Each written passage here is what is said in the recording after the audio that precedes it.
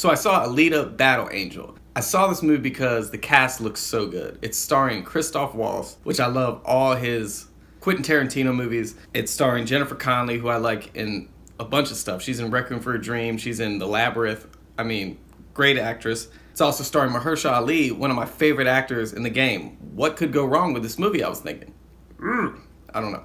So, it's directed by Robert Rodriguez, who I have mixed feelings about. I've seen some movies that were good, and I've seen some movies that are really, really bad, and it's kind of tough to gauge how he'll go with a movie at this point. Basically, the story is Christoph Waltz is like a doctor for cyborgs. He makes artificial parts for these people so they can do these battles and stuff like that. And he's really a good guy. So he's in a scrap field, and he's looking for parts for his patients, and he comes across a head and a heart, and it's still living. And it's coming from this floating tower. All the scrap comes from a floating tower. Like it's a city in the sky. And it's basically the elite lives up there. He finds this, and he goes, okay, I'm going to take this home and fix it. So he goes home, and he realizes how special it is, and he fixes it, gives it a body, and it's ALITA. So she wakes up. She has to figure out who she really is. That's basically the story. I don't want to give too much away. She kind of ends up being a badass, and that's basically the story. It's in the trailer. Anyway, it's a mix between so many movies. It's a mix between like Blade Runner, Elysium, Rollerball, some Metal Gear Solid in there. I mean, it's a bunch of different stuff mixed up together. I can appreciate the effort. The CG with the main character, ALITA, is kind of distracting at first because she's got these big ass eyes and stuff. And I'm like, it was kind of taking me out of it. But as the movie goes on, especially during the action scenes and stuff, you can see why they did that because it really works, you know. Like, I loved all the action scenes. Like, that was the highlight of this movie. Like, when she's fighting, when she's doing her kung fu, kicking ass, that was awesome. I loved every part of that. I can see why they made her all CGI like that because it really helped with the action scenes, and those were all done really good. Like, choreography, it was really, really good. But you have to deal with the mediocre rehashed script that you've seen a million fucking times. The relationship between her and the character Hugo seems so forced, so unnatural. This movie would have been great if it was like a 90s movie, when skateboarding and rollerblading were at the peak.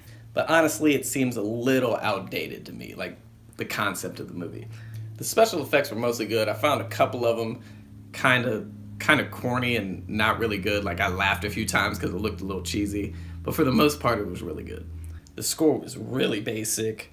It really tried to tell you how to feel. It wasn't very good. The score was very mediocre. The dialogue was corny a lot of the times. Like, some of the stuff they said seemed really forced and really not natural. They try to explain a lot of story kind of naturally, and you kind of see where it's coming from, but it also seems forced. I mean, it's a lot of exposition, a lot of like explaining what's going on, but they do the best they can with that. I give them credit for that one. But they give you like a history lesson every 5 minutes. It gets a little annoying. Pretty much this movie, I was waiting for like every action scene. Like, I couldn't wait for the next action scene because that's the best part of this movie is the action. Like, when she's like kicking ass, like that's the best part of it. Like, the story is just so it bugged me. This is a great movie for kids, but they don't know who their target audience is.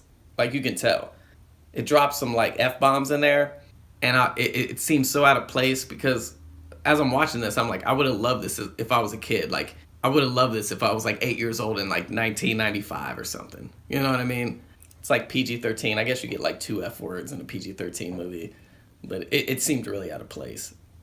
The ending of this movie is so unsatisfying.